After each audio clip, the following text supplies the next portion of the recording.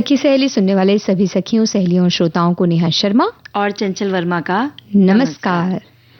और देखो ना, आज के बहुत सारे जो विषय हैं जिन्होंने फेसबुक पर पढ़ लिए होंगे, हाँ, जो जुड़े हैं फेसबुक से उनको तो पता है जी बिल्कुल। लेकिन जो फेसबुक से नहीं जुड़े हैं, क्यों ना उन्हें भी बता दें कि आज किन विषयों पर इस कार्यक्रम में हम बातचीत भी करेंगे, चर्चा करेंगे और गीत तो खैर सुनवाने ही वाले हैं। बिल्कुल। तो आज एक दिवस ये है संयुक्त राष्ट्र शांति सैनिकों का अंतर्राष्ट्रीय दिवस। इस पर हम बात करने वाले हैं और घूमने तो जाने ही वाले हैं, तो पचमढ़ी जाएंगे घूमने के लिए हम। बिल्कुल, मध्य प्रदेश का बहुत खूबसूरत ये पर्वतमालाओं से घिरा हुआ जो शहर है, देखने लायक है। बिल्कुल। और इसके अलावा हम मुझे कुछ कहना है में हमारे साथी बताएंगे हमें मन भावन आलू की मन भावन बातें। बिल्कुल, आलू का जो महत्व है, आलू की जो महत्ता है बहुत बड़ी है और सबकी रसोई में, सबके घर में एक बड़ी खास जगह होती है आलू की। और जब कोई विकल्प ना मिले तो सबसे अच्छा विकल्प ही आलू होता है। जी बिल्कुल।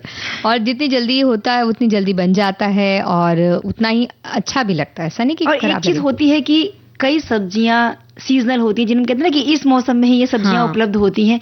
आलू वो सब्जी है जो हर समय, हर मौसम में आपको मिल जाएगा, यानी कि सदाबहार आलू। सदाबहार आलू के सदाबहार किस्से आप हमें बताइए। और साथ ही तंबाकू निषेध दिवस है 31 मई को, तो इसके बारे में भी आज हम चर्चा करने वाले हैं।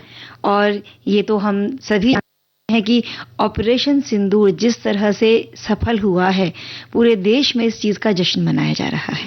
क्योंकि जश्न मनाने की बात है। हमारे जो बहादुर वीर सैनिक हैं, सिपाही हैं, उन्होंने देश की सुरक्षा के लिए मोर्चे पर वो डटे हैं, हमेशा डटे रहते हैं। और ऑपरेशन सिंदूर की सफलता तो ये बताती है कि किसी भी मौके पर कोई भी परेशानी हो, कोई भी परिस्थिति हो, हमारे वीर जवान हम पर आंच नहीं आने देंगे, देश पर आंच नहीं आने देंगे। तो सबसे बड़ी सफलता जो है ये उन्हीं की है और उनकी इस सफलता में हम भी आनंदित होते हैं और उन्हें बधाई देते हैं। और बधाई देते हुए सुनते हैं देशभक्ति गीत।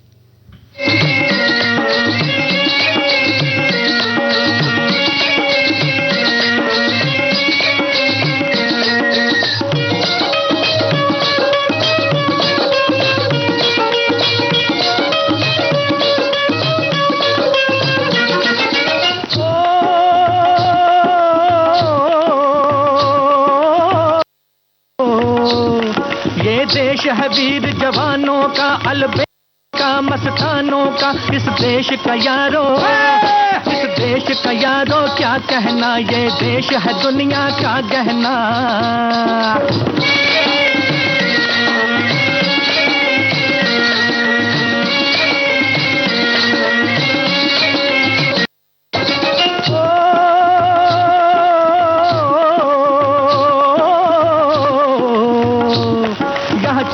छाती वीरों की, यहाँ भोली शक्लें हीरों की। यहाँ गाते हैं रांझे, यहाँ गाते हैं रांझे, मस्ती में मचती हैं धूमें बस्ती में।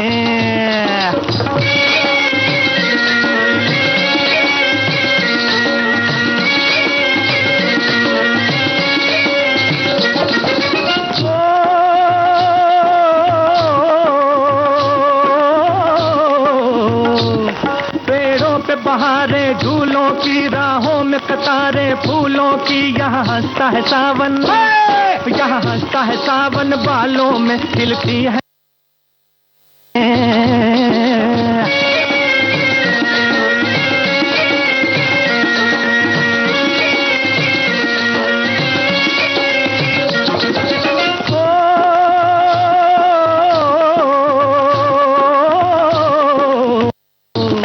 कहीं दंगल शौक जवानों के, कहीं करतब तीर कमानों के। यहाँ नित नित मेले, यहाँ नित नित मेले सजते हैं, नित ढोल और ताशे बजते हैं।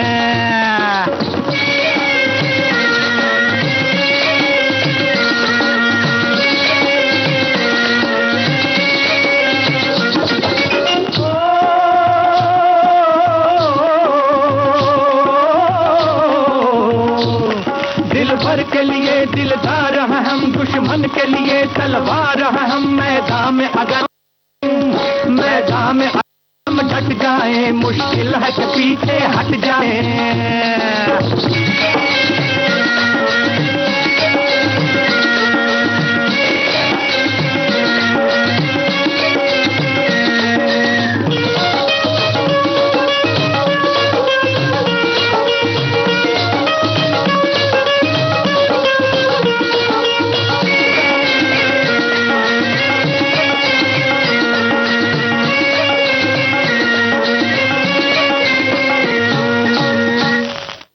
जय हिंद साथियों, मैं Amit Rai, film writer and director.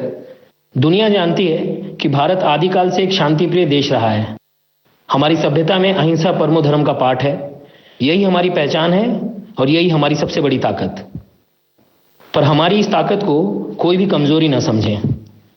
हाल ही में पहलगाम में घटी अमानवीय आतंकवादी घटना के जवाब में भारतीय सशस्त्र बलों ने जिस शौर्य और पराक्रम से दुश्मन देश को करारा जवाब दिया है, वो इसी सत्य को करता है। कृपया सभी इस बात का स्मरण रखें। मैं इस अभूतपूर्व सफलता के लिए देश की सरकार, उसके नेतृत्व और हमारी सेना को हार्दिक बधाई देता हूं। जय हिंद। तो जय हिंद बोलते हैं और साथ ही हम बात करते हैं आगे। तो जब बात होती है अमन की, शांति की और सैनिकों की, तो आज का जो दिवस है ये भी मुझे याद आता है, जो है संयुक्त राष्ट्र सैनिकों का अंतर्राष्ट्रीय दिवस। और ये दिवस उन लोगों को श्रद्धांजलि है जो संयुक्त राष्ट्र शांति अभियानों में सेवा करते हैं या कर चुके हैं। इस दिन पर शांति सैनिकों को उनके उच्च स्तर पर व्यावसायिकता, समर्पण और साहस के लिए सम्मानित किया जाता है। और जिन सैनिकों ने शांति के नाम पर अपने जीवन का बलिदान कर दिया, उन्हें याद करके उनका सम्मान किया जाता है। और उन सैनिकों को शांति स्थापना अभियानों के लिए जो योगदान उन्होंने दिया है, इसके लिए उन्हें याद किया जाता है। संयुक्त राष्ट्र शांति अभियानों का काम करते हुए अपनी जान गंवा देने वाले जो सैनिक हैं, पुलिस कर्मी हैं या नागरिक कर्मी हैं, उनको सम्मानित करने के लिए डैग हैमरशोल्ड पदक प्रदान किया जाता है। और शांति स्थापना का कार्य करने वाले सैन्य और पुलिस अधिकारियों को शांति स्थापना पदक प्रदान किए जाते हैं। और ये कार्यक्रम संयुक्त राज्य अमेरिका के न्यूयॉर्क स्थित संयुक्त राष्ट्र मुख्यालय के साथ साथ ऑस्ट्रेलिया के वियना और विश्व भर की बहुत सारी जगह हैं जहां पर आयोजित किए जाते हैं। संयुक्त राष्ट्र युद्ध विराम पर्यवेक्षण संगठन यानी UNTSO की स्थापना 29 मई 1948 को हुई थी और इस संगठन का कार्य था शांति सैनिकों को युद्ध विराम का पालन करने और उसको बनाए रखने में उनकी सहायता करना। 11 दिसंबर 2002 को संयुक्त राष्ट्र महासभा ने 29 मई को संयुक्त राष्ट्र शांति सैनिकों के अंतर्राष्ट्रीय दिवस के रूप में घोषित किया और पहली बार ये दिन मना 29 मई 2003 को। और संयुक्त राष्ट्र सैनिक आमतौर पर स्पष्ट रूप से पहचाने जा सकें, वे अक्सर अपने कपड़ों, उपकरणों, वाहनों और पहचान के लिए वहां का झंडा भी लगा रहता है और संयुक्त राष्ट्र के रंगों वाली वो टोपी पहने रहते हैं, हेलमेट और अन्य कपड़े भी वो पहनते हैं। बिल्कुल। और इतने अच्छे अच्छे दिनों के साथ साथ मतलब ये दिन तो बहुत ही अच्छा है शांति सैनिकों के लिए जो पूरी तरह से समर्पित है। इसी तरह से आज और भी कई दिवस हैं जो बहुत ही महत्वपूर्ण हैं, जैसे कि अंतर्राष्ट्रीय एवरेस्ट दिवस आज है और ये विश्व इतिहास में एक अहम तारीख है 29 मई। यही वो दिन है जब पहली बार सबसे ऊंची पर्वत चोटी, दुनिया की सबसे ऊंची पर्वत चोटी माउंट एवरेस्ट को इंसान ने तय किया। न्यूजीलैंड के सर एडमंड हिलरी और नेपाल के शेरपा तेंजिंग नार्गे इसी दिन 1953 में माउंट एवरेस्ट पर पहुंचने वाले पहले व्यक्ति बने। और अगर हम भारत की बात करें, किसी महिला की बात करें जिसने इसे फतेह किया हो, तो वो पहली महिला थी बछेंद्री पाल।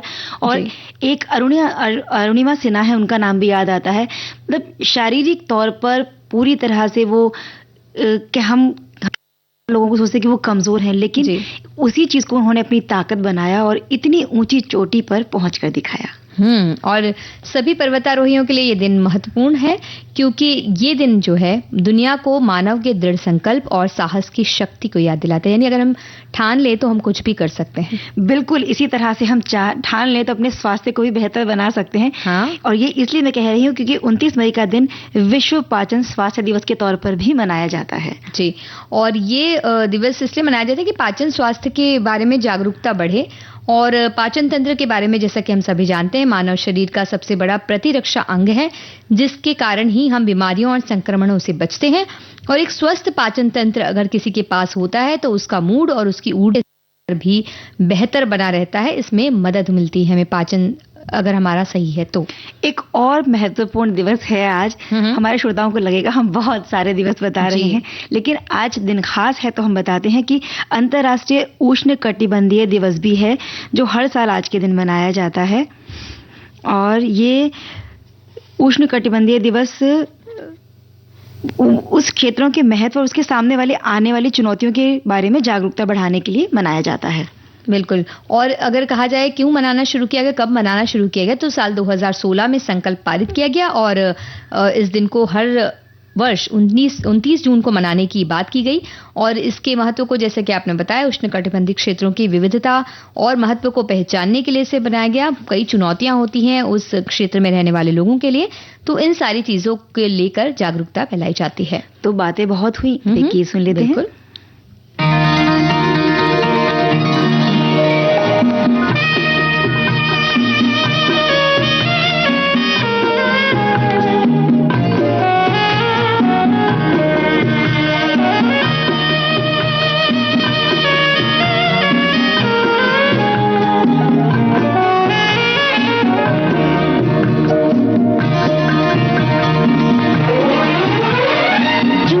बहारों का समा, प्यार की उमंग है जवान, होठों पे तराने चले हैं जो दीवाने, प्यार की बसाने दुनिया।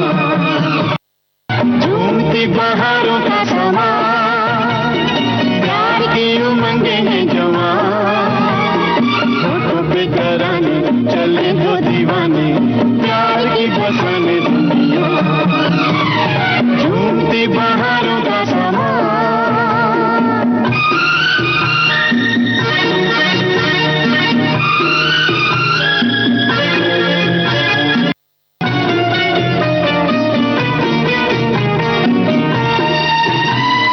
गीत कोई प्यार का सुनाती है हवा, आज मेरे संग संग गाती है हवा। गीत कोई प्यार का सुनाती है हवा, आज मेरे संग संग गाती है हवा। दिल से दिल मिले, फूल से खिले, मुस्कुराती है वादियाँ। झूमती बहारों का समा, प्यार की उमंग है जवान, होठों पे तराने चले हैं जो दीवाने, प्यार की बसाने दुनिया। झूमती बहारों का समा,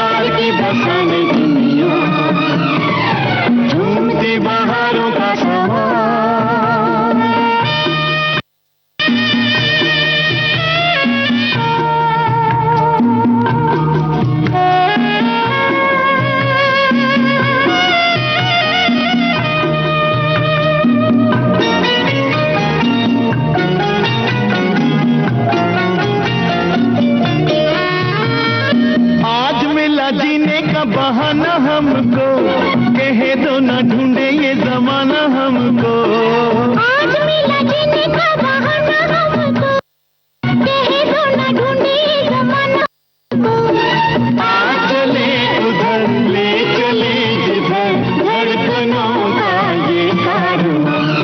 झूमती बहारों का समा, प्यार की उमंग है जवां,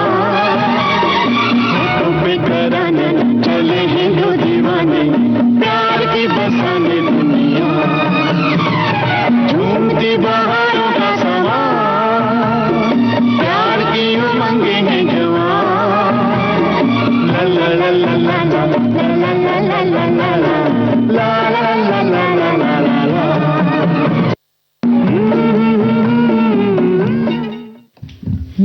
जिस तरह से झूमता गाता ये जब कोई गीत आता है तो ऐसा लगता है क्यों ना हम कहीं घूमने चले जाएं। बिल्कुल, तो चलते हैं ना घूमने के लिए। और जिस जगह हम घूमने जा रहे हैं वो जगह भी बड़ी खूबसूरत है। और जैसे भी गीत में था ना, होठों पे तराने चले हैं दो दीवाने, प्यार की वसाए ने दुनिया। तो जो युगल प्रेमी होते हैं या जो नई जिनकी शादी हुई है, वो ऐसी जगहों पर खास तौर पर हनीमून के लिए जाना बहुत पसंद करते हैं जहाँ पहाड़ियाँ हो, वादियाँ हो, झील हो, झरने हो। और ऐसी ही तो जगह है पचमढ़ी। बिल्कुल, और हमारे साथियों ने तो कहा भी कि जबलपुर के पास आ रही सखियां एक बार फिर से। तो जबलपुर और इसके आसपास की जितनी भी हमारी सखियां हैं वो बड़ी खुश हो रही होंगी कि उनकी जगह सैर करने आज हम आ रहे हैं। तो मध्य प्रदेश की बहुत ही खूबसूरत जगह है, एक आकर्षक हिल स्टेशन है और इसे सतपुड़ा की रानी इस नाम से भी लोग जानते हैं। मध्य प्रदेश के जो सबसे खूबसूरत और अच्छे पर्यटन स्थल हैं उनमें से एक नाम गिना जाता है पचमढ़ी का, जहां पर आप सप्ताह अंत ट्रिप यानी कि एक वीकेंड ट्रिप बड़ा अच्छा मना सकते हैं। आप परिवार के साथ जाएं, दोस्तों के साथ जाएं या अपने पति या पत्नी के साथ जाएं, इस जगह का आनंद दुगना या चौगुना ही होगा। बिल्कुल, यानी किसी के साथ तो जाना ही पड़ेगा, अकेले नहीं जा सकते। पचमढ़ी में घूमने के लिए यहाँ कई शांत, दिव्य, शानदार और मनमोहक जगह ही हैं, जिनमें रहस्यमयी गुफाएं हैं, प्राचीन मंदिर हैं और चांदी के जैसे झरने शामिल हैं। और पर्यटक जब जाते हैं यहाँ घूमने, जो भी जाता है, तो मनमोहक यादें और अविश्वसनीय तस्वीरों से भरा एक बैग लेकर वापस आते हैं, क्योंकि इतनी खूबसूरत है वो जगह कि आपको यकीन किसी फिल्टर की जरूरत नहीं है, ऐसा कह सकते हैं। बिना फिल्टर के आप जो तस्वीरें खींचेंगे आपको लगेगा कि तब पता चलेगा कि प्रकृति, सबसे बड़ा फिल्टर प्रकृति के पास है। बिल्कुल। और कई बार क्या होता है ना, ऐसी जगहों पर जब हम जाते हैं तो अपनी तस्वीरें लेना भूल जाते हैं। प्रकृति के जो नजारे होते हैं, जो खूबसूरत, जैसे तुमने कहा ना चांदी जैसे झरने, वो जो पहाड़ों पर सफेद सफेद एकदम लाइन बन जाती है पानी की गिरती हुई, वो बहुत ही प्यारी लगती है। और कई बार लगता है कि वो रिवर्स भी जा रहा है, जब पानी बहुत ऊंचाई से नीचे गिरता है तो जो उछलती हैं बूंदें, लगता है कि पानी उल्टी दिशा में जी।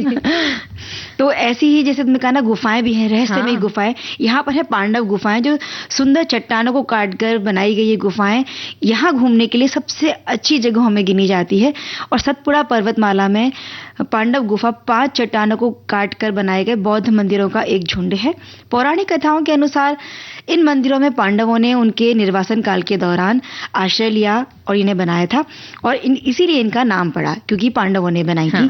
यहाँ पर बहुत सुंदर मूर्तियां हैं, जो नक्काशी जिनमें जो की गई है वो बड़ी सुंदर है। और इसके अलावा कई खूबसूरत झरने हैं पचमढ़ी में, और बी फॉल्स सबसे खूबसूरत झरनों में से एक है, जो आराम करने के लिए, तरोताज़ा होने के लिए और या प्रकृति को आपको निहारना है तो ये बहुत ही खूबसूरत जगह है। जमुना प्रपात के नाम से भी मशहूर है ये, और यहाँ की बेहद लोकप्रिय जगहों में से एक माना जाता है। स्थानीय लोगों और पर्यटकों के बीच तो बहुत पसंदीदा पिकनिक स्थल है यहाँ। बहुत से लोग तैराकी के लिए यहाँ आते हैं। शानदार घाटी से नीचे गिरते झरने का नज़ारा हर किसी को अचंभित कर देता है। और चंचल जी, ऐसा लगता है अगर कोई वहाँ जब जाता होगा तो कुछ देर के लिए तो बिल्कुल खड़ा होकर वो पानी को निहारता रहता होगा। बिल्कुल, सुकून बहुत होता है ऐसी जगहों पर। और ऐसी एक जगह की बात करते हैं तो वहाँ पर है धूपगढ़। लगभग 1352 मीटर की ऊंचाई पर बना हुआ धूपगढ़ सतपुड़ा पर्वतों का सबसे ऊंचा स्थान है, और ये सबसे अधिक फोटोजेनिक सूर्योदय और सूर्यास्त के जो दृश्य होते हैं उनके लिए जाना जाता है। और जटाशंकर गुफा भी बहुत ही खूबसूरत है और सुंदर चूना पत्थरों से बनी है ये गुफा। कुछ कथाओं के अनुसार भगवान शिव ने भस्मासुर के क्रोध से खुद को यहीं छुपाया था, और इस गुफा में स्टेलेक्टाइल्स और स्टैलेग्माइट्स शामिल हैं, जो भगवान शिव के उलझे हुए बालों की तरह दिखते हैं, इसलिए इसका नाम जटाशंकर गुफा रखा गया है। यहाँ पर है गुप्त महादेव मंदिर, और एक जगह है गुप्त महादेव जो भगवान शिव को समर्पित एक बहुत प्राचीन मंदिर है। विशाल प्राकृतिक गुफा के अंदर बने भगवान शिव के जो मंदिर हैं उसमें भगवान गणेश और हनुमान के मंदिर भी बने हैं। इस गुफा में प्रवेश द्वार जो है वो बहुत सकरा है, और एक बार में 8 लोग इसमें प्रवेश कर सकते हैं। और इसके अलावा चौरागढ़ मंदिर की अगर बात करें तो 1326 मीटर की ऊंचाई पर है, और लुभावने वाले दृश्यों और हरी भरी घाटियों से भरा हुआ एक पहाड़ी मंदिर है ये। पहाड़ पर मंदिर वैसे ही बहुत खूबसूरत नजर आते हैं। और धार्मिक स्थल ये जो है ये बहुत पुराना भगवान शिव को समर्पित यहाँ मंदिर है ये, और यहाँ पहुँचने के लिए करीब 1300 सीढ़ियाँ चढ़नी पड़ती हैं। तो बिल्कुल जाने से पहले अगर आपकी शारीरिक क्षमता इतनी है तो ध्यान रखिएगा। ऐसे ही एक जगह है महादेव हिल्स, और शांति और सुकून की तलाश अगर कोई कर रहा है तो बिल्कुल उन्हें इस जगह पर जाना चाहिए, जो कि एक भव्य और शांत महादेव हिल्स ही ये बहुत अच्छा विकल्प है। लगभग 1363 मीटर की ऊंचाई पर बना हुआ बलुआ पत्थर की पहाड़ी पर है ये, जहां से आसपास के जंगल और घाटियां बड़े शानदार नजर आते हैं। इसके अलावा महादेव हिल्स यहां पर एक सदियों पुराना शिव मंदिर भी है और बहुत सारी प्राकृतिक गुफाएं भी हैं। और हरे भरे जंगलों और पहाड़ियों से घिरा है हांडी खो, जो ट्रैकिंग के लिए प्रसिद्ध है और बहुत ही खूबसूरत है। एक वी के आकार की एक खाई है जो लगभग 300 फीट गहरी है और 2 विशाल पहाड़ियों से ये बनी हुई है। और जो वहाँ के रहने वाले हैं वो कहते हैं कि वहाँ पहले एक झील थी जो एक विशाल सांप के प्रकोप से सूख गई थी, और वो सांप यहाँ की रखवाली किया करता था। तो आज तो इस जगह का इस्तेमाल किया जाता है ट्रैकिंग के लिए, हाइकिंग के लिए, फोटोग्राफी के लिए और घुड़सवारी के लिए। तो जो ऐसी जगह होती है ना, जुड़ी हुई कोई ना कोई कथाएं तो होती ही हैं। बिल्कुल, इनके बारे में भी आप जान सकते हैं। और अगर पचमढ़ी घूमने जा रहे हैं तो डचेस फॉल्स, जो कि 3 परतों में बना हुआ झरना है, इसे बिल्कुल मिस नहीं करना, क्योंकि मुख्य सड़क से ये करीब 4 किलोमीटर दूर बना हुआ एक सुंदर झरना है जो लगभग 100 मीटर की ऊंचाई से गिरता है। 3 परतों में जब ये गिरता है तो बहुत खूबसूरत लगता है, और रोमांचकारी जो ध्वनि होती है, यानी कि जो आवाज होती है बहुत तेज इसके गिरने की, वो देखने लायक जगह है ये। और चंचल जी, इतनी बातें हो रही है तो अब मन कर रहा है कि कुछ देर तो बैठ के प्राकृतिक दृश्यों का आनंद तो अब सोच के ही ले सकते हैं। तो बोलें, गीतों के साथ किसी तरह से उन दृश्यों को मिलाने की कोशिश करते हैं। बिल्कुल, झीलें बहुत सारी हैं, झरने हैं, तो थोड़ा सा झीलों वाला ही गाना सुन लेते हैं। ठीक है।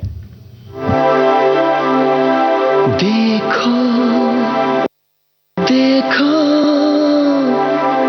क्या मैं देखूं, सोचो सोचो मैं क्या,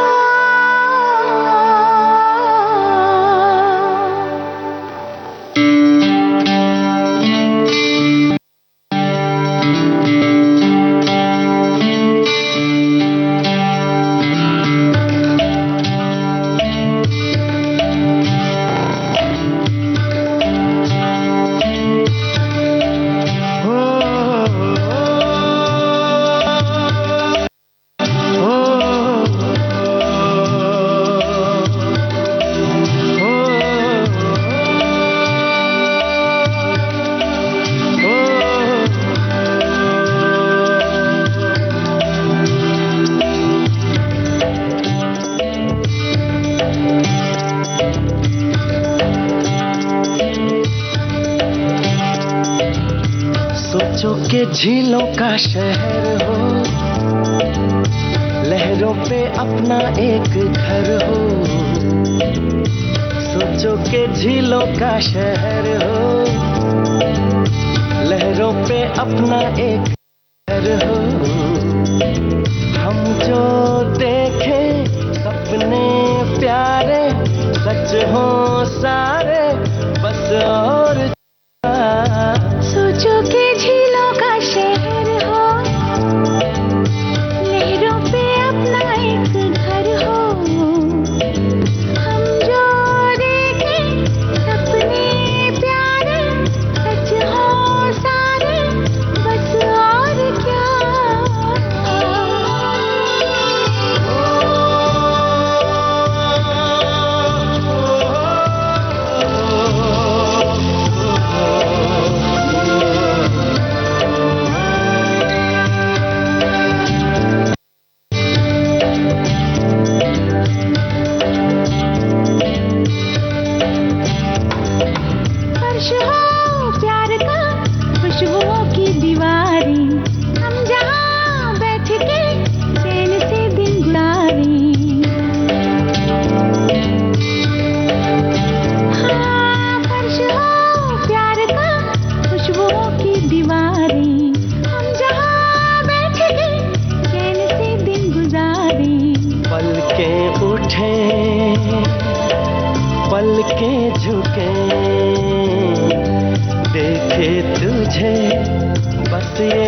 नजर।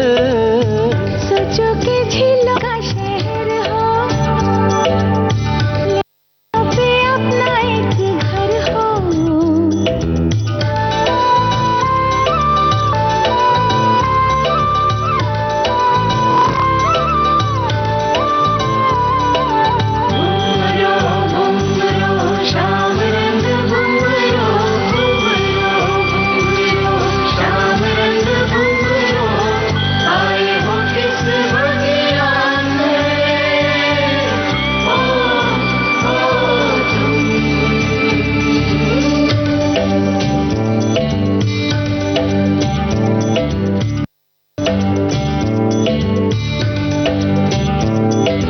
बर्फ ही बर्फ हो, सर्दियों का हो मौसम।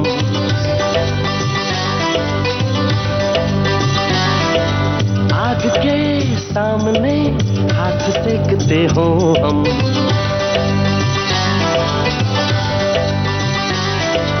बर्फ ही बर्फ हो, सर्दियों का हो मौसम। आग के सामने हाथ सेकते हो हम। बैठी रहो आगोश में, रख के तेरे कांधे पे सर। जो के झीलों का शहर हो, लहरों अपना एक घर हो। हम जो देखे सपने प्यारे, सच हो सारे, बस और क्या।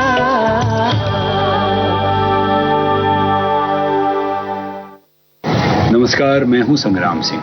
हमें अपने फौजी भाइयों और बहनों, उनकी हिम्मत और शौर्य पर नाज है। उन्होंने जिस साहस और वीरता का परिचय दिया वो वाकई में अद्भुत है। हम सब आपको नमन करते हैं। आप सब हैं तो हम सुरक्षित हैं। जिंद, जय भारत। तो ये पचमढ़ी घूमते घूमते चंचल जी पहुंच रहे थे हम। भाई मैं हमारे श्रोताओं के बहुत सारे संदेश देख रही थी जिन्होंने बताया है कि सतपुड़ा की रानी कहा जाता है, और ये सारी बातें कि पंचमढ़ी नाम कैसे पड़ा। तो सबका अलग अलग कहना है कि पांडवों ने यहाँ पर अज्ञातवास का समय अपना बिताया था, इसलिए भी पंचमढ़ी नाम, और क्योंकि 5 पांडवों ने इसे बनाया या गढ़ा, इसलिए भी इसका नाम पचमढ़ी पड़ा। और ये जितने भी झरने हैं, झीलें हैं, मंदिर हैं, जैसे चौड़ागर मंदिर, इन सब जगहों के बारे में हमारे श्रोता भी बहुत सारा लिख रहे हैं। बिल्कुल, तो हम एक अंतराल ले लेते हैं इसी बात पर। जी।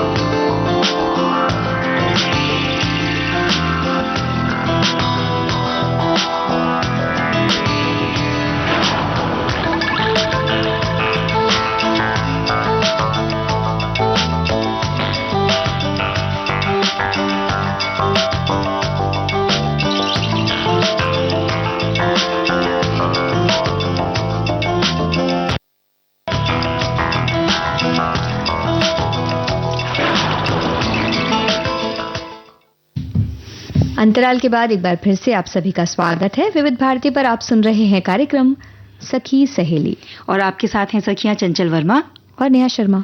तो अब फिर से चले पचमढ़ी। हम तो वहीं बैठे थे साइड में, थोड़ी देर बैठ के प्रपात देख रहे थे जी। और इतनी अच्छी जगह है ना जो सुकून देती है। तो हमने झील झरनों की बातें तो कर ही रहे थे, लेकिन यहाँ पर जो उद्यान है, जंगल है, बाग बगीचे हैं, वो भी बड़े सुंदर हैं। ऐसे ही है सतपुड़ा राष्ट्रीय उद्यान। यहाँ पर जंगल की सुंदरता अनुभव करने के लिए आप जा सकते हैं। और सतपुड़ा की पर्वतमालाओं से घिरा हुआ है जो जंगल है, और सब यहाँ बहुत सारे जानवरों से बड़ा ये बहुत जीवंत स्थान है। लगभग 202 वर्ग मील में फैला हुआ बहुत प्राचीन राष्ट्रीय उद्यान है, जहाँ पर साल, सागौन, तेंदू, महुआ और बेल से भरपूर राष्ट्रीय उद्यान के बीच में जो देनवा नदी बहती है, वो देखना बड़ा मनोरम लगता है और बहुत ही अद्भुत दृश्य है ये। सफारी के दौरान पर्यटक जिप्सी या हाथी में इस नदी को पार करते हैं और प्रकृति प्रेमियों और वन्य जीव जो एक्साइटमेंट जिन्हें ज़्यादा होता है देखने का, उनके बीच तो ये बहुत पसंदीदा जगह है। सतपुड़ा राष्ट्रीय उद्यान पचमढ़ी में घूमने के लिए जो बहुत दिलचस्प जगह है उनमें से ही एक है। बिल्कुल। और इस अभ्यारण्य में बाइसन, चित्तीदार हिरण, हाथी, तेंदुए, बाघ, सुस्त भालू, 4 सींग वाले मृग और कई देशी और प्रवासी पक्षियों को देखा जा सकता है। और इस रिजर्व ने कई वर्षों से लुप्त हो रही दुर्लभ वनस्पतियों और जीवों की रक्षा के लिए कई प्रतिष्ठित पुरस्कार भी जीते हैं। यहाँ सुस्त भालू की बात है नहीं तो हमें याद आ गया वो भवानी प्रसाद मिश्र की जो कविता है ना, सतपुड़ा के घने जंगल, नींद में डूबे हुए से ऊँघते अनमने जंगल। तो वो बड़े, जब हम पढ़ा करते थे इसको पाठ्यक्रम में अक्सर हुआ करते हैं ये, तो बड़ा आनंद आता था। ऐसा लगता था कि सतपुड़ा के घने जंगल होंगे किस तरह से। और जब हम ऐसी कोई कहानी या कविता पढ़ते हैं तो वो जो जंगल के दृश्य हैं या जो वहाँ विचरते जानवर हैं वो हमारी आंखों के सामने होते हैं। जिन्होंने नहीं भी देखा तो कहीं ना कहीं कल्पना हम उनकी करते हैं कि ये जो दुर्लभ प्रजातियां हैं ये ऐसी दिखती होंगी। उनसे मिलते जुलते जो जानवर हैं उन्हें लेकर हम एक कल्पना बनाते हैं अपने मन में। बिल्कुल। और जो वनस्पतियां हैं उनका भी संरक्षण इस जंगल में हो रहा है, तो ये बड़ी अच्छी बात है जी। इसके अलावा प्रियदर्शनी पॉइंट या फोर्सिथ पॉइंट यहाँ का जो है, इसका दौरा सबसे पहले कैप्टन फोर्सिथ ने 1857 में किया था, इसलिए इस जगह को उनका नाम मिला। और यहाँ हर जगह पर एक दूसरे से ढकती पहाड़ियां हैं, जैसे कि चारों ओर बादल है, धुंध है और पूरा नज़ारा देखने लायक है और आमतौर पर प्रकृति प्रेमियों के बीच एक आकर्षण है। पार्किंग क्षेत्र से लगभग 400 मीटर की दूरी तक ट्रैकिंग करने के बाद ही कोई इस पॉइंट तक, उस बिंदु तक पहुंच सकता है। लुढ़कती पहाड़ियों का कहा जा रहा था, शायद वो भी दोनों पहाड़ियां एक दूसरे पर लुढ़कती हुई प्राकृतिक दृश्यों का आनंद ले रही होती होंगी। और तुमने चांदी से झरने की बात की ना, तो अब बात करते हैं रजत प्रपात की, जो 350 फीट ऊंचाई की चट्टान से गिरता हुआ बिल्कुल चांदी की पट्टी की तरह झरने दिखाई देने वाला एक झरना है जो सीधे जंगलों में गिरता है और एक चमत्कार की तरह लगता है। ये झरना पहाड़ से दूसरी तरफ है और लोगों को एक तरफ से दूसरी तरफ ट्रैकिंग करके जाना पड़ता है और इसमें कुछ मिनट का ही समय लगता है। एक बार जब पहाड़ी की चोटी पर पहुंच जाते हैं तो शानदार सतपुड़ा पर्वत श्रृंखला को भी आप देख सकते हैं और ये पूरी हरियाली से घिरी हुई जगह है। बिल्कुल। तो एक मतलब जो ट्रैकिंग आप करते हैं, जो मेहनत करते हैं हम, उसका पूरा दुगना तिगना फल मिल जाता है इतने अच्छे प्राकृतिक दृश्यों के रूप में। वापस आने का तो फिर मन नहीं करता होगा। और अप्सरा विहार झरना भी आप जरूर जाएं। ये खूबसूरत स्थान है, एक पूरा दिन आप यहाँ बिता सकते हैं। आरामदायक वातावरण के बीच घंटों आप यहाँ पे बैठ सकते हैं और अपनों के साथ अगर हम जाते हैं ऐसी किसी जगह पर तो समय का वैसे भी पता नहीं चलता है। और यहाँ पर लोग गोताखोरी और तैराकी का आनंद भी लेते हैं। और एक बड़ी खूबसूरत जगह है जो है पचमढ़ी कैथोलिक, और ये जो हिल स्टेशन है इसकी हरियाली के बीच बना हुआ ये जो खूबसूरत चर्च है बड़ा शांतिपूर्ण स्थान है। केवल रविवार को ही सामूहिक प्रार्थना के लिए इसे खोला जाता है और ये कैथोलिक चर्च लगभग 150 साल पहले 19वीं सदी में बनाया गया था। इस चर्च की जो संरचना है वो वैसे तो बड़ी जीर्ण शीर्ण सी दिखाई देती है, लेकिन जब जाते हैं तो 100 साल पहले की तरह ही बिल्कुल इसकी सुंदरता और इसका जो मनभावन दृश्य है वो देखा जा सकता है। और रीछगढ़ की क्या बात करते हैं, जो 6 किलोमीटर की दूरी पर स्थित है पचमढ़ी से। प्राकृतिक गुफाएं आकर्षक हैं, बहुत खूबसूरत हैं, प्रसिद्ध भी हैं। दोनों छोर पर इसके द्वार है, तो जब इसमें प्रवेश करना हो तो चट्टानों के बीच में से जाकर गुफा में आपको जाना पड़ता है और दूसरे छोर से बाहर निकलने के लिए आपको एक सकरी घाटी है वो पार करना पड़ता है और यहाँ जलधारा बहती हुई मिलती है आपको। तो कितना खूबसूरत लगता होगा ऐसे पानी के बीच में से निकलना। क्या बात है। और ऐसे ही है राजेंद्र गिरी सनसेट पॉइंट। यहाँ जब पर्यटक जाते हैं तो सूर्यास्त का नजारा देख सकते हैं। वैसे भी पहाड़ी वाली जगहों पर सूर्यास्त या सूर्योदय दोनों ही बहुत खूबसूरत लगते हैं। और भारत के पहले राष्ट्रपति इस जगह पर गए थे और उनके सम्मान में ही इस जगह का नाम रखा गया था। वो अक्सर कर इस जगह पर जाया करते थे। और बाइसन लॉज संग्रहालय में अगर आप जाते हैं तो ये स्थान कभी ब्रिटिश व्यक्ति कैप्टन फोर्सिथ का निवास स्थान था, जो 1857 में पचमढ़ी आए थे और फिर यहीं बस गए थे। अब इसे लॉज में बदल दिया गया है। तो ये सतपुड़ा पहाड़ी जो भी घूमने जाते हैं उनके लिए बेहतरीन जगह लगती है, वो जरूर जाते हैं संग्रहालय। और यहाँ पर वनस्पतियों और जीवों के चित्र हैं, मॉडल हैं, नमूने हैं, ये सब प्रदर्शित किए गए थे। तो वहां जाकर आपको बहुत सारी जानकारी मिल जाती है। एक बड़ी शानदार झील है वनेश्वरी, जहां जाकर लोग प्रकृति के बेहतरीन नज़ारों के बीच में बोटिंग का भी आनंद ले सकते हैं। और इसका जो मुख्य आकर्षण है, यहाँ पर जो बने रेस्तरां है, वहाँ जो भोजन मिलता है वो बड़ा टेस्टी होता होगा, तो ये भी एक आकर्षण है यहाँ का। भोजन की बात हो रही है, हमारे साथियों ने आलू के बारे में काफी कुछ लिखना शुरू कर दिया है। पर बेगम पैलेस, अभी खाने पे बैठिए ना। बेगम पैलेस खंडहर एक जगह है, खंडहर है तो अपने खंडहरों के लिए जाना जाता है, क्योंकि एक रोड ट्रिप लेते हुए आप इस ऐतिहासिक खूबसूरत जगह को देख सकते हैं। बहुत आकर्षक है। भले ही जो महल हैं वो ढह गए हैं, लेकिन इनके खंडहर भी इतने खूबसूरत है। सोचिए महल कितने खूबसूरत रहे होंगे कि जिनके खंडहर भी इतने खूबसूरत हैं। और कई बार हम बहुत सारी फिल्मों में या धारावाहिकों में ऐसे दृश्य देखते हैं ना, तब पता लगता है कि उन खंडहरों में जब वो गाने फिल्माए जाते हैं तो कितने सुंदर लगते हैं।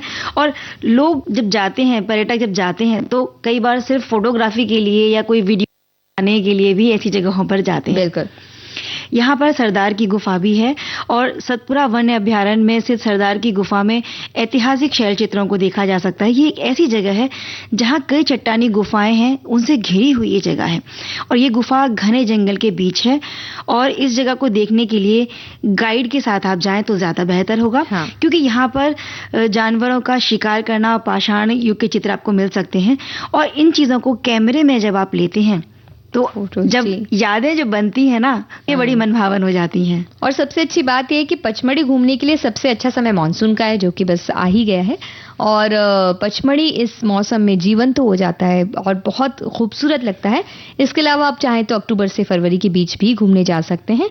यहाँ मौसम उस वक्त भी सुहाना रहता है और पहाड़ बहुत ही खूबसूरत दिखते हैं। क्योंकि इन दिनों में जो बादल है ना, लगता है कि बिल्कुल हमें जैसे हम छू कर उन बादलों को गुजर रहे हैं। और जो कोहरा होता है सर्दियों के दिनों में, कोहरा और बादल, फिर हरियाली, झरने, तो ये जगह ऐसी है ना कि मन मोह लेती है। और एक गीत भी सुन लेते हैं। जी। रोज रोज डाली डाली क्या लिख जाए, भंवरा बावरा बावरा।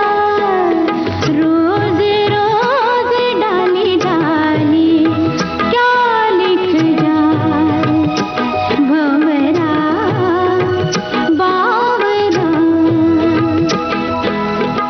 कलियों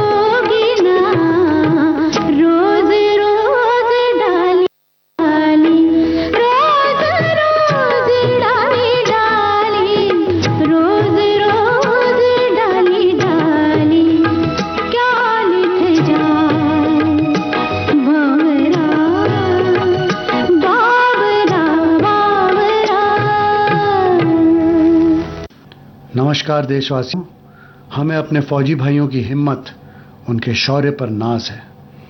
उन्होंने जिस साहस और वीरता का परिचय दिया है वह अद्भुत है। मैं विनय सप्रू उनका नमन करता हूँ। जय हिंद। विविध भारती पर आप सुन रहे हैं कार्यक्रम सखी सहेली। और सहेली बताएं क्या कर रहे हैं आप? तो सखी सहेली की बात चली है तो बता दें कि 2 जून होता है सखी सहेली की वर्षगांठ का दिन जी। और इस 2 जून को है सोमवार का दिन। तो हमारी जो सखियां 2 जून को हमारे कार्यक्रम से जुड़ेंगी, सखी सहेली कार्यक्रम से जुड़ेंगी, उन्हें बताना है अपनी किसी सच्ची सहेली के बारे में। सखी सहेली तो आपकी सच्ची सहेली है, ये हम जानते हैं जी। इसके अलावा आपके जीवन में आपकी ऐसी कोई सहेली जिसे आप अपनी सच्ची सहेली या पक्की सहेली के बारे में कह सकती हैं कि हाँ भाई ये वो है, जिसने आपकी कोई सहायता की हो, या मतलब एक कई बार सहायता तो ये भी होती कि आपकी बात ही सुनती हो कोई और आपके मन की बात को बिल्कुल उस तरह से पहचानती हो जैसा कि आप कहना चाहते हैं जी। वो हो सके किसी मुश्किल के वक्त में आपका साथ दे रही हो या आप भी उसका साथ देती हो मुश्किल वक्त शुरू से अब तक आपने साथ नहीं छोड़ा अपने दोस्त का, अपनी सहेली का। आप ये भी बता सकती हैं कि वो सच्ची सहेली, पक्की सहेली आपको कब मिली, कहाँ मिली, कैसे मिली। वो आपके बचपन की सहेली है, तब से आप अब तक साथ हैं, या कहीं अचानक से मुलाकात हुई।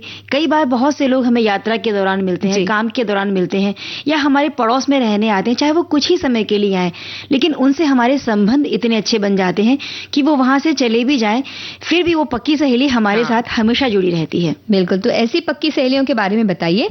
सखी सहेली से जुड़े अपने विचार जरूर दें, लेकिन सिर्फ सखी सहेली को अपनी पक्की सहेली न बताते हुए अपने जीवन की किसी सहेली के बारे में जरूर लिखें, ताकि आप भी उनके बारे में अपने विचार बता पाएंगे। और अगर आपकी सहेली भी वो कार्यक्रम सुन रही होगी तो उसे भी बहुत अच्छा लगेगा। तो आपके पास समय है, आप याद करें, सोचें इन चीजों के बारे में, याद करें पक्की सहेली के बारे में, और जरूर इस कार्यक्रम से जुड़कर अपनी उन सखियों के बारे में हमें बताइएगा। बिल्कुल। और अच्छा लगता है जब हम खाते हैं आलू।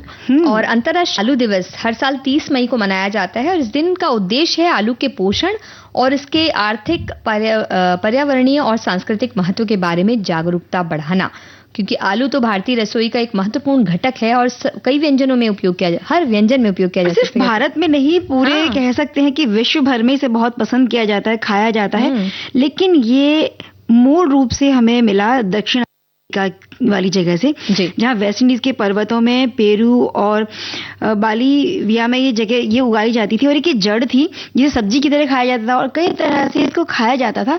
लेकिन अब ये पूरे विश्व भर में बहुत पसंद किया जाता है, कई तरह की चीजें इससे बनाई जाती हैं, जैसे कि आलू की सब्जी, आलू के पराठे, टिक्की, आलू चाट, आलू के चिप्स, पकोड़े, सैंडविच। बाप रे, इतनी सारी बातें हम कहेंगे तो थोड़ा लालच आ जाएगा। वैसे अगर हम आगे बात करें तो अगर किसी सब्जी का कोई विकल्प ना हो तो आलू याद आता है, कोई सब्जी ना हो तो भी आलू याद आता है। बिल्कुल, और उसका सबका साथ निभाता है भाई। हाँ। और आलू का कोई काम ना हो तो केवल सब्जी को गाढ़ा करने के लिए, यानी कि ग्रेवी आ जाता है। अगर सब्जी में कोई मसाला, नमक या मिर्च ज्यादा हो गया तो जो मसालों की मात्रा है उसको एडजस्ट करने के काम भी आता है। बिल्कुल। इसमें विटामिन होते हैं, खनिज और फाइबर भी होते हैं, पौष्टिक भोजन इससे बनाया जाता है।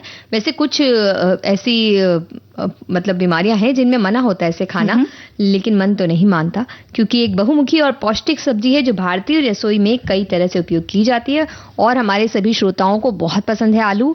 उन्होंने लिख भेजी है आलू से संबंधित अपनी मनभावन यादें तो नहीं, अपनी मनभावन रेसिपीज। कह रहे हैं कि उन्हें क्यों पसंद है, क्या पसंद है आलू के बारे में। आलू आज सुन रहा होगा इसे तो बहुत खुश होगा। जैसे हमने पहले भी कहा ना कि भाई 12मासी सब्जी है, ये आपको हर मौसम में मिल जाती है।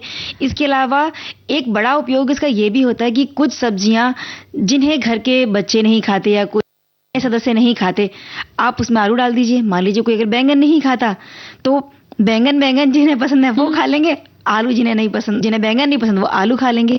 और कुछ सब्जियां जो बड़ी घट जाती हैं, जिनका अनुपात बहुत कम हो जाता है बनने के बाद में, तो उतनी सब्जी हम नहीं ला सकते हैं या उपलब्ध अगर नहीं है तो उसकी मात्रा बढ़ाने के लिए भी आलू डाल दिया जाता है। बिल्कुल। और कई बार जब घर में कुछ त्योहार हो, कुछ पार्टी हो, कोई फंक्शन हो तो आलू की सब्जी बनना बहुत जरूरी है। क्योंकि वो एक उसका अनुपात सबको पता होता है कि अगर आलू की हमने रसेदार सब्जी बना ली तो पूड़ियों के साथ ये जरूर खाई जाएगी और ज्यादातर लोग इसे खाएंगे।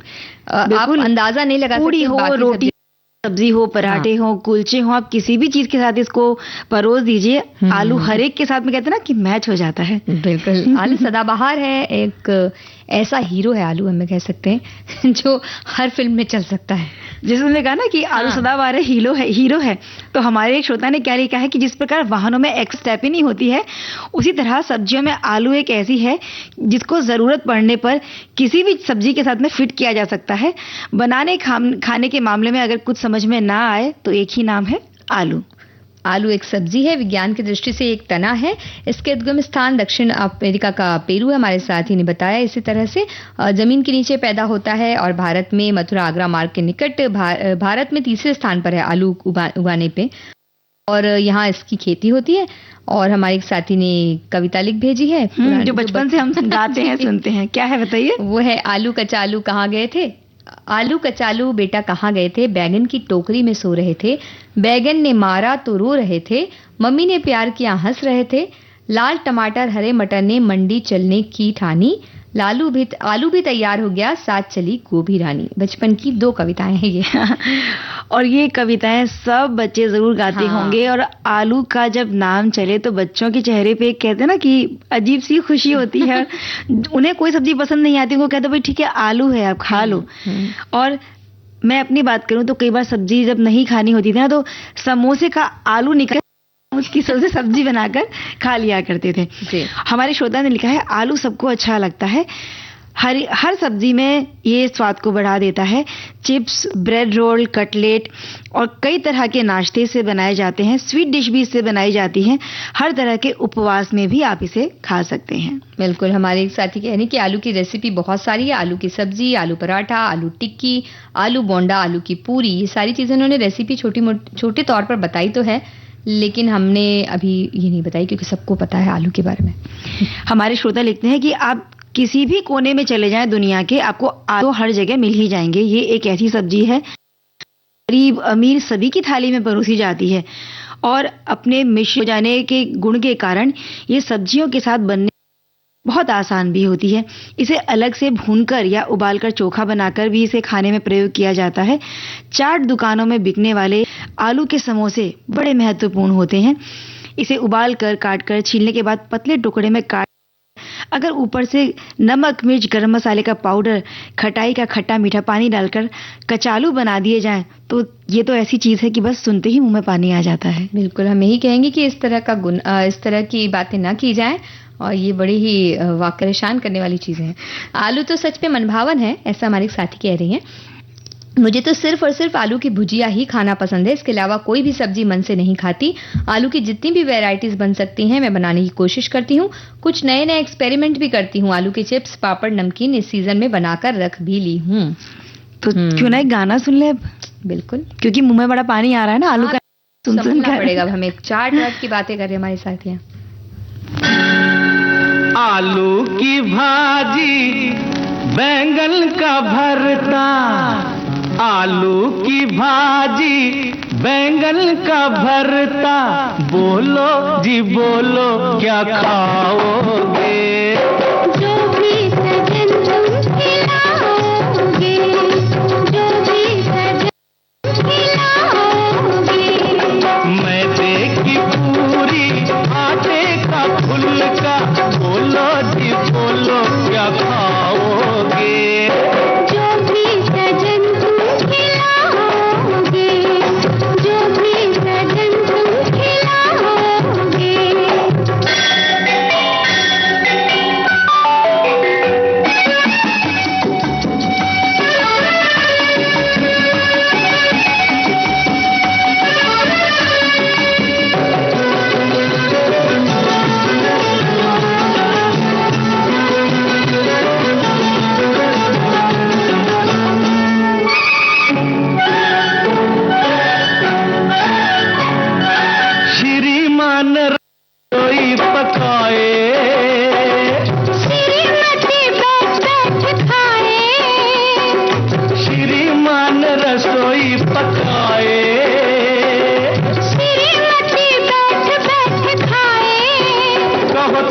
खीर पकाऊं, जरा सी आग जलाऊं, अच्छा, जरा सा चावल लाऊं, अरे वाह, जरा सा दूध मिलाऊं,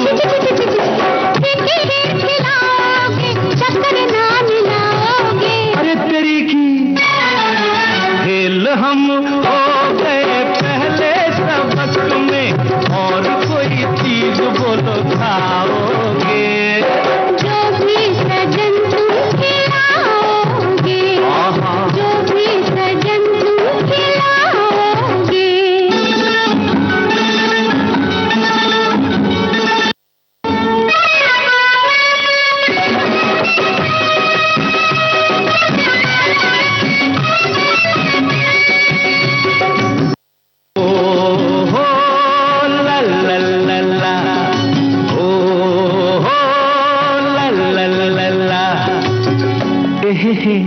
ओहो आहा, देख देख प्यारी सूरत तुम्हारी, भूख तो हमारी मिट गई दी सारी। देख देख प्यारी सूरत तुम्हारी, भूख तो हमारी मिट गई दी सारी। चलो हटो राजा, ये है रसोई, ऐसी जगह करता है प्यार भला कोई। छोड़ो चूल्हा चौका है मुन्ना राजा भूखा, बलमा अनाड़ी खिचड़ी खयाली, कब तक कहो जी पकाओगे। बाहों में जब तक। तो आलू के बारे में सबके यही विचार है। हमारे एक साथी कहते हैं कि आलू सब्जियों का राजा है। बात थोड़ी सी पुरानी, हम लोग एक जन्मदिन की पार्टी में गए थे, वहां पर लौकी के कोफ्ते की सब्जी बनी थी। इत्तेफाक से ऐसा हुआ कि वो थाली जो भगवान को भोग के लिए लगी थी, उसमें प्रसाद के लिए मुझे भी दिया गया। मेरी सब्जी एक चम्मच में मैंने ली और सब्जी बहुत ज्यादा कड़वी लग रही थी, ग्रेवी सही थी। तुरंत ही आलू को तलकर उसमें डाल दिया गया और आलू की ग्रेवी वाली सब्जी बन गई और पार्टी खराब नहीं हुई।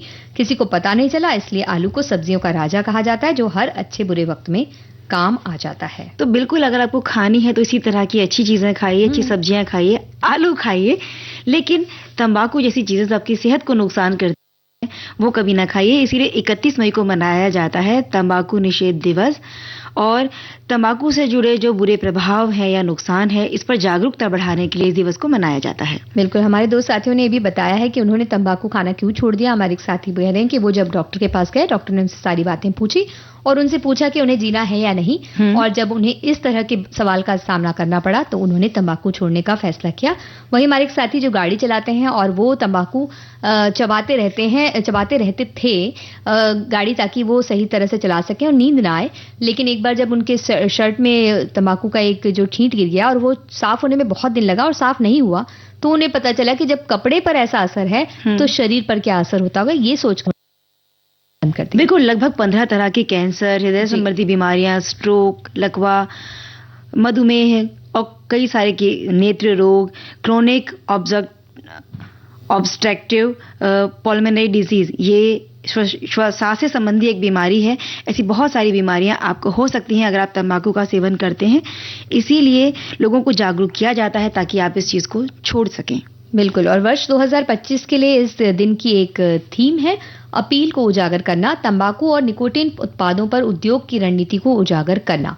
तो इसके तहत तंबाकू और निकोटिन उद्योगों द्वारा अपने असुरक्षित उत्पादों को आकर्षक बनाने के लिए जो नियोजित भ्रामक तरीके होते हैं, अलग अलग तरह से विज्ञापन के तौर पर वो इस तरह से दर्शाते हैं, वो ना किए जाएं, इसकी ओर ध्यान दिया जाएगा। और विशेष रूप से युवा लोगों का ध्यान उस ओर न जाए, इसके लिए उन्हें प्रेरित किया जाएगा।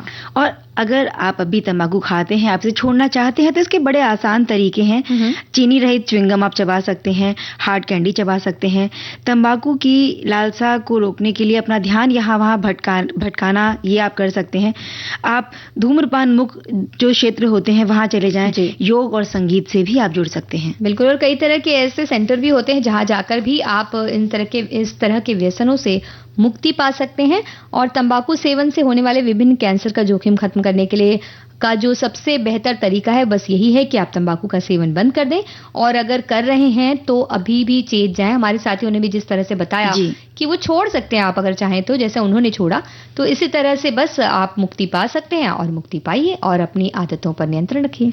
हम सखियों को एक बार फिर से याद दिला देते हैं कि 2 जून जो सखी सहेली की वर्षगांठ का दिन है, उस दिन आपको बताना है अपनी किसी पक्की सहेली के बारे में। आप उनका नाम भी लिख सकते हैं, आप उनसे कब मिले, कहाँ मिले, कैसे मिले, और अगर वो बहुत पक्की सहेली हैं तो किस तरह आपकी उनसे यादें जुड़ी हैं, आपका किसी अच्छे या बुरे समय पे उन्होंने साथ निभाया, जिस समय आपको बहुत ज्यादा जरूरत थी किसी की और उन्होंने आपका साथ नहीं छोड़ा, इसीलिए तो शायद उनको पक्की सहेली कहा जाता है। बिल्कुल, तो कोई ऐसी यादगार घटना आप हमें लिख भेजिएगा। 2 तारीख को ही आपको भेजना है, तो अभी से आपके पास सोचने का बहुत वक्त है, चाहे तो लिख कर रख भी सकते हैं तो और ज्यादा आसानी हो जाएगी, लेकिन हम अब बिल्कुल रुक नहीं सकते और लेते हैं इजाजत। स्वीकार कीजिए नेहा शर्मा और चंचल वर्मा का नमस्कार।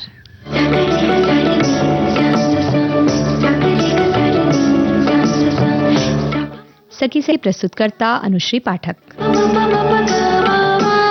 सखी सहेली।